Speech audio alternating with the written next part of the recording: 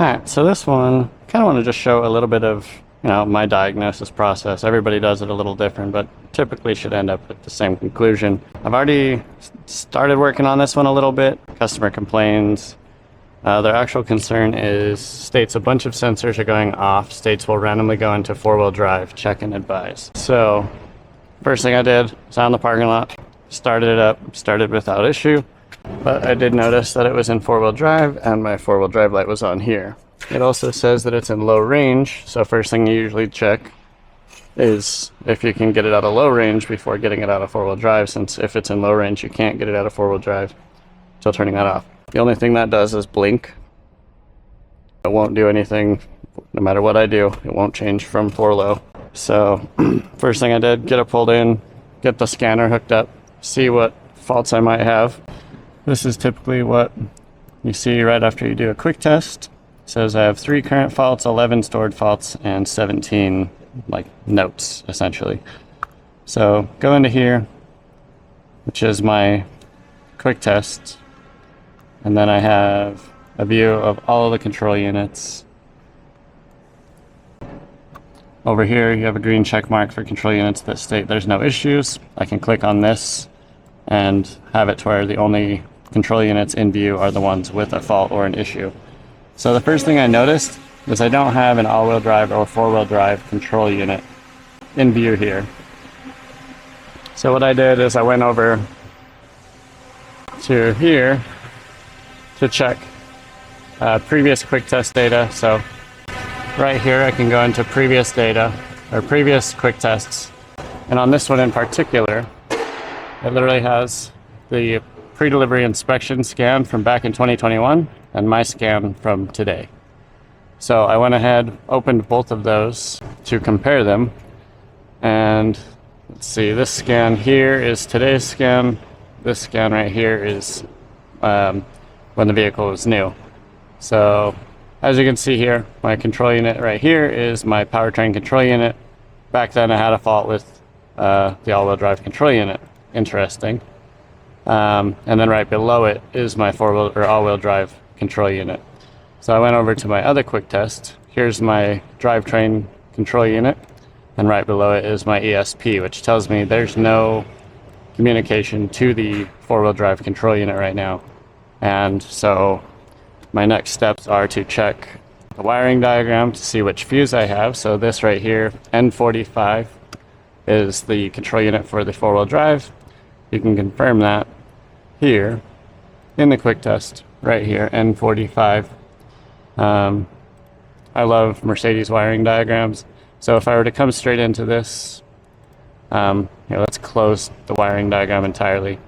So here's like the 907 eSprinter, 907, 906. So these are all wiring diagrams. I want to be in the 907. So I come over here, get into the wiring. I can select via all these different tabs, or if I know the control unit I need, I can click N, scroll down to N45. Now I have the all-wheel drive control unit. Open that diagram, and right here I can see fuse panel 55/1. I can click on that, show me the image of where it's at. So it's the one under the driver's seat base. I need fuse 3. It's a 30 amp fuse, and it goes to the all-wheel drive or four-wheel drive control unit, which sits under the driver's seat. So it's in here, under here, right here. So this is the doorway to the van. This is the step, and right here in this right rear corner is the four-wheel drive control unit. So if I check the fuse and I have voltage there, then I know it's going to be a problem either with my CAN communication here causing a communication problem, or something else. Could even be a bad control unit. So let's go see if we have power at that fuse. Like I said, I've already got some stuff over here. I've already kind of started on this process, but just wanted to show what I would do to see what's going on. So got my multimeter, turn that on, set it to millivolts. This one's not a very expensive one from Amazon, but it's very effective. If I had it on volts, that's for like AC power. So I change it to millivolts, and then, so what I can do is, here's my fuse right here, 30 amp fuse. I pulled it out, fuse is good. I can confirm that by probing on either end of that and using a ground. So I'm just using the door latch as a ground. As you can see, I have 14 volts right there at that fuse. Test the other lead, or other pin, 14 volts. So I know I have power there. Next thing I want to do is get back there to that control unit, which one of the connectors is right here. I don't know if you can see that very well. And then there's two more connectors right above it behind these. So one thing you could do is remove the seat and gain access from the top. But what I've found to be most efficient to just getting in there to be able to see this is to just unscrew all of these fuse blocks, which gives me enough room to get right inside behind this to check the electrical connections of the control unit. So I'll take out all 6 of these. I should be able to finagle these around. This one has one single fuse, so it doesn't have, it only has 2 wires going to it. So I can kind of tuck that out of the way. This one has a few more fuses. Let's see if we can get it out. Yeah, we can get a little room there. So now I got more room, and I can see that control unit a lot better. So I got connector there on the bottom, middle, and top, right? My power wire for this is right there. So that brown wire and the red one with that pink stripe. So let's go ahead and make sure I have power getting to the control unit there from this fuse box. So I'll stick a probe right in the back of that there. So that should be making contact with the ground pin there. I hope it's not too bright and glary. Let's see if I can just get this in there like so. Okay. So now I'll probe that one. As you can see, I got battery voltage there, 13.3 volts. That's great. The connector above it right there, that green and pink, that's CAN communication. The connector below it goes to the motor and things like that down on the transfer case. So I know I have a good fuse, which is kind of tucked up right now. I know I have power all the way to the control unit, so I have something else going on. When I was probing this a minute ago, and I was moving some wires around, I was getting a ding in the instrument cluster here, which I thought was interesting.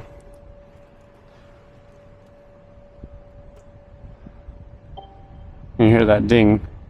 So I was just kind of like moving stuff around under the seat base right now. I'm just kind of messing with stuff. I used my watch to kind of time to see if it would randomly ding at a set interval or if it was something I was doing with messing with the wiring. I did find it was something I was doing messing with the wiring. So I kind of was just sitting here staring a little bit longer. And you can probably see it right now if you're looking close enough. But you see how deep these 2 connectors are plugged in and they're flush with each other? Well, that one is not. It's partially disconnected, as you can see there. So if I plug that back in, I'm gonna bet that if I do another quick test, that I have communication to that control unit now. So let's see if I can, okay, that's not working out very well. I need to,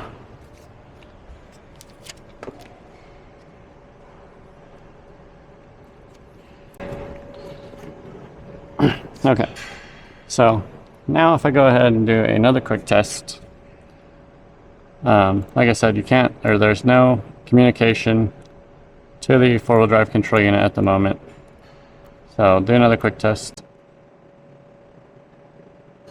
This one has 36 control units.